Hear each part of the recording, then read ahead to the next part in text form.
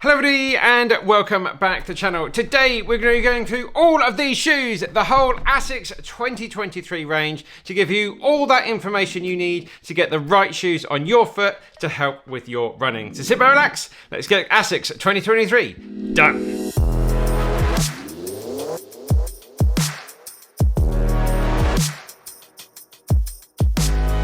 So it's great to see you again here on the channel for another video. Thanks very much. If you're new around here, we do lots of gear reviews, all my own training as well, and also lots of tips and tricks to help with your running. So consider subscribing if you don't already. And also check out the website, benparks.com, where we make the latest and greatest running hats, running gear, and also awesome training plans to help out with your running. Today, we've got the whole lineup for Asics to go through. I bought these shoes at 100% with our own money to give you that completely impartial, 100% honest review. And thanks very much for all your suggestions of getting the Asics shoes in. I saw all the comments on the last video asking for a whole Asics review lineup, so here we go. Right, let's get stuck in the video. We're going to start out with the Novablast 3. So this is the only shoe I don't currently have. I used it so much because I really enjoyed it. It's now in shoe heaven. But we'll start out, we'll go through the facts and figures. So this shoe is coming in around about £135, 31mm stack at the back, 23 at the front, giving an 8mm drop overall. In terms of weight, about 288 grams for me and my UK size 12, and it is a neutral shoe. The midsole has the FF Blast Plus foam. There's no plate in this shoe, and it was true to size for me. The purpose of a shoe like this, well, it's just that all-around, versatile, fantastic daily do-it-all type shoe. Very much a road shoe as well. They do a trail version, so if you're looking to go some light trails, then why not check that one out as well. Now, what I really liked about this shoe is it did three things fantastically well. It was light, it was cushioned, and it was responsive.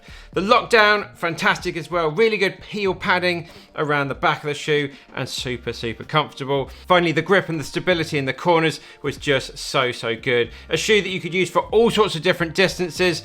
5k, 10k marathon, it looks after you really well, and that responsive and that speed, it really does have you covered in all sorts of different distances and speeds that you want to go at. Fantastic all-around daily shoe.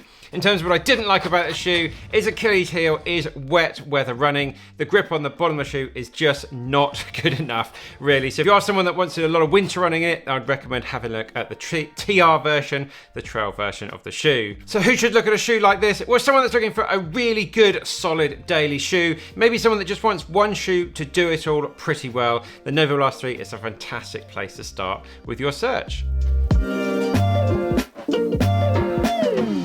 Moving on, we're looking at the GT2000 version 11. Now this set me back £145. In terms of stack heights, 23 at the back, 15 at the front, 8mm drop overall. So pretty low profile as it goes by these days. 347 grams, and it is a stability shoe, so you've got a little bit of support there on the inside to help with your pronation. In terms of the midsole, you've got the FF Blast foam here, a little bit softer in version 11 compared to the outgoing model, and you've also got this rear foot gel section here just to help with that little bit of extra cushioning. So if you're a rear foot striker, that's going to really be nice to absorb that impact there. There's no plate in the shoe, and it was true to size for me. In terms of the purpose, yeah, daily training shoe, a little bit like the Novablast, but nowhere near as stacked as that. Now, what I liked about this shoe, it was just very dependable. There were no surprises running along this shoe. Good level of support on the inside here at an okay price point, I suppose. It has Asics' Light Truss system, just for that little bit of extra support in the shoe, and it is a little bit on the narrow side as well, but overall pretty comfortable. Asics are so good at the back of the shoe, their ankle support, and this one is no different at all. Really nice, soft and squishy, but causing no irritations there. Just an all-around solid, dependable shoe to help with your pronation. Now, what I didn't like about the shoe is just a bit clunky. It's not the most smoothest through the foot strike there. It's also really not very fast. You'd need to pair this up with another shoe for your racing. You wouldn't want to be racing in a shoe like this, but it will help absorb all those daily miles and help give you that good level of support to get you through your runs. So who should look for a shoe like this? Well, someone that's looking for just a no-frills, very simple, straightforward, traditional stability shoe. Moving on to the Gel Nimbus 25. I've done many Ks in this shoe. I think this is up to about 400 kilometers in this shoe and it's holding out really well. So this set me back £175. In terms of stack heights, 41 at the back, 33 at the front, 8mm drop overall. A little bit on the heavy side, about 355 grams, and a neutral shoe. Lots of the FF Blast Plus foam in here to absorb that impact. This shoe likes to cruise along at a nice relaxed pace. There's no plate in the shoe and it was true to size for me. In terms of the purpose, it's just your everyday easy run and recovery run shoe. Right, let's have a chat about all of my likes. Well, Asics talk about this shoe as being the most comfortable shoe anywhere in the world, and I might not agree with that completely. It is still a fantastically comfortable shoe. I picked up a little injury earlier on this year, and this was the first shoe I went to for those first few runs back, just because it was so comfortable. It absorbs that impact really well. Fantastic lockdown. I love the tongue on this shoe, really sort of stretchy, no blisters, no hot spots or anything like that. Like a lot of Asics shoes, fantastic padding at the back of the shoe. The ride is super smooth and it's also quite on the light side for a maximum cushion shoe as well. Now what I didn't like about it, it's very expensive really, £175 for a shoe that is really just for your recovery runs and your easy runs. You can pick it up, but you're going to want a more dedicated speed and session shoe for something like that. So who should look for a shoe like this? Well, just someone looking for that ultimate comfort, ultimate long run cruisy shoe. This will have you covered. Quickly guys, if you are finding the video useful, please smash that like button, check out the website benparks.com, and also answer today's question days. What is your favourite Asics shoe? What are you enjoying running? And also what do you want to see us review next on the channel? We'd like to catch up down in the comments. Right, back to the video. Next up, we have the Gel Kayano 30, and like a lot of people, the Kayano was the first shoe I ever bought once I started taking my running seriously about 20 odd years ago. I can't remember what it must have been like then, probably about version 10 I suppose. But for version 30 it's been a complete rebuild. It's now a maximum stack design and a wider platform here in the shoe as well. This set me back £180. In terms of stack heights, 40mm at the back, 30 at the front, 10mm drop overall, and coming at 364 grams. It's a stability shoe, a little bit like the GT2000. It has the FF Blast Plus foam. There's no plate in the shoe and it was true to size for me. In terms of the purpose, training and for long distances. I wouldn't particularly want to be racing in it. It's a little bit clumpy, a little bit heavy, but it's going to cruise along really nicely to get all of your training miles done in the shoe. Right, let's start out with my likes. Well, this is Asics' flagship stability shoe. It has their 4D guidance system, which you can see while there's slightly different color foam here on the inside of the shoe, and it's really quite impressive. I'm not a stability runner, but I really appreciate having that little bit of extra support in there towards the end of a couple of longer runs that I went on. It's not intrusive at all. You can't really notice it, but you can sort of tell it's kind of there, just sort of giving you that little bit of extra support and that little bit of guidance to help through the foot strike. Also, it's a really comfortable plush ride. I'm a big fan of the FF Blast foam. This extra stack height in the shoe is nice. It's soft, it's comfortable. There is some gel in the back of the shoe, in the inside of the shoe here, so for heel strikers, you're really going to appreciate that in there. And yeah, it's a shoe that can be good for all different types of runners. It's not just for stability runners, as I said earlier. If you're someone that gets really sort of tired towards the end of the run, your form starts to slip a bit, or your feet may sort of be turning in a little bit, it's really a good shoe to be looking at.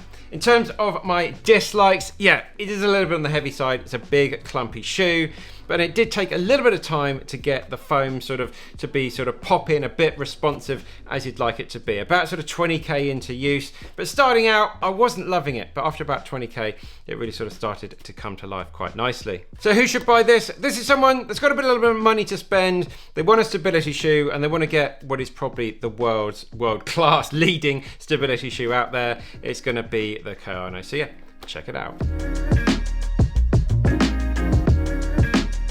Right, 2 shoes to go and we're moving on to the Asics Superblast. Oh, I love this shoe so much. Maybe a contender for my shoe of the year. It's definitely going to be up there. So stay tuned for that video later on in the year. So this set me back £195. So a little bit on the expensive side. Stack heights, 46 at the back, 38 at the front, giving an 8mm drop overall. 290 grams, lovely for me to get something under the 300 gram mark. A neutral shoe. In terms of the midsole, you've got the FF Turbo foam in here, which is Asics' most premium responsive racing foam, and then it also has a layer of the FF Blast Plus at the bottom just to help with that sort of daily wear and tear, a little bit more durable, and their sort of standard training foam basically. There's no plate in this shoe, and I had to go half a size down to get the fit I wanted. And the purpose of the shoe like this, your long runs, speed work, races as well. I've already racked up 400 very, very happy kilometers in the shoe, and it's holding out pretty well. Now in terms of my likes, the stability of the shoe, it's so planted. It's really nice to have that really wide platform at the front of the shoe. It feels fantastic in the corners. It's so smooth to run with, a shoe like I've never really run in before since the likes of the Nike Pegasus Turbo range. It's lightweight, it's a little bit bulky, but you really don't notice that as you're going along. Your feet just turn underneath your body so nicely. And my final like is it's so versatile. I've been able to do recovery runs, easy runs, sessions in this shoe. It's been fantastic. I'm going to be racing in it this weekend, and after 400 Ks, it's really looking not too bad. Really not much wear on the shoe at all. I'm going to get at least double that before I have to get a new pair in. In terms of what I don't like about this shoe, this is really hard. The grip is not fantastic in the wet. It's okay, and that really is the only thing I can talk about this shoe. Yes, it's a little bit on the high price point for a shoe that doesn't have a carbon plate in it, but if you don't want a carbon plate, this really is the most premium sort of race shoe that you can get out there at the moment. Overall, who should buy this? Someone that doesn't want a carbon plate in their shoe, wants a nice lightweight, fantastic daily trainer that's really just going to bring a big smile to your face, as it does with mine. And finally, moving on to the Metaspeed. Now I have the Edge here. Now Asics do two different versions of this shoe, the Edge and the Sky. These are the Plus versions, which are the sort of current ones now. If you don't know about these shoes, the Edge is for more cadence runners, so people that have like a higher cadence and a shorter stride length. Someone like me. If you're someone that has a slightly lower cadence but a longer stride length, then you should be looking at the Sky Plus. I'll link to an article down below if you want to get some more information about choosing the right version for you. Now this sent me back £220 here in the UK. In terms of stack height of this shoe, you've got 39 at the back, 31 at the front, giving an 8mm drop overall. The Sky Plus is 5mm, 39 at the back and 34 at the front of the shoe.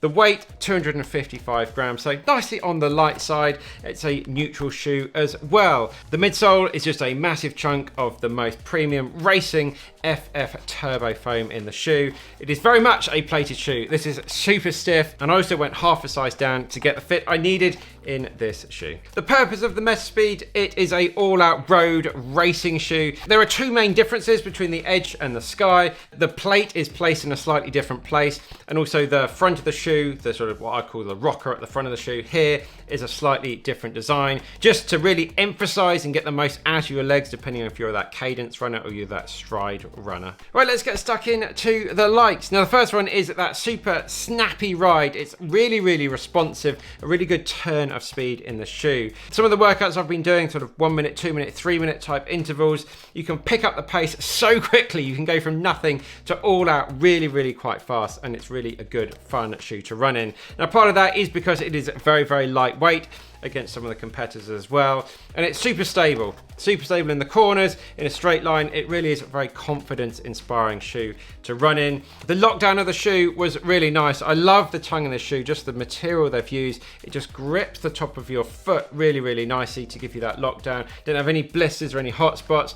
I did a little bit more padding at the back of the shoe, but it's a lightweight racer, so that's not really going to happen. But didn't have any issues there. And my final like is I just really like that racing flat feel you get with a shoe. It's clearly not a racing flat shoe, but it really does feel like, in a day where racing flats seem to be sort of long gone, this is one where you can really sort of feel the ground. It's quite stiff, it's quite firm, and it really does sort of hark back to a few years gone by, while bringing in all that modern technology of the plate and the foam that this has. Yeah, it just has that nice traditional old-fashioned feeling. In terms of my dislikes of the shoe, yeah, it is a little bit harder than some of the rivals out there. which I think would really mean I wouldn't be picking up a shoe like this personally for anything like a marathon. Anything where I'm going for a super long distance, my legs are going to be getting super fatigued. The plate in the shoe is also very, very stiff. It's really not the kind of shoe you want to be doing any sort of easy runs in or anything like that. You're going to want to be pairing it with something a little bit more suitable for that sort of thing. So who should buy a shoe like this? Well, I really think someone, yeah, looking for that 5K, 10K half marathon. The ride, I think, is just a little bit too harsh for me for a marathon. But yeah, plenty of people do run very successful marathons in this shoe. So there we have it, guys. Hope you found the video useful. If I could choose one of these shoes to go out for a run in this afternoon, which I'm just about to, of course it's going to be the Superblast. Probably going to be my shoe of the year, but stay tuned for that. So versatile, just, yeah, brings a smile to my face. So much fun to run in. So I hope you found the video useful. Please smash that like button, subscribe to the channel. Let us know what your favorite Asics shoe is and what you're enjoying, and also what brand you want to see us do next here. It'll be great to catch up down in the comments. That's it, guys. Keep on working hard, keep on getting it done, and we'll see you very soon in the next one.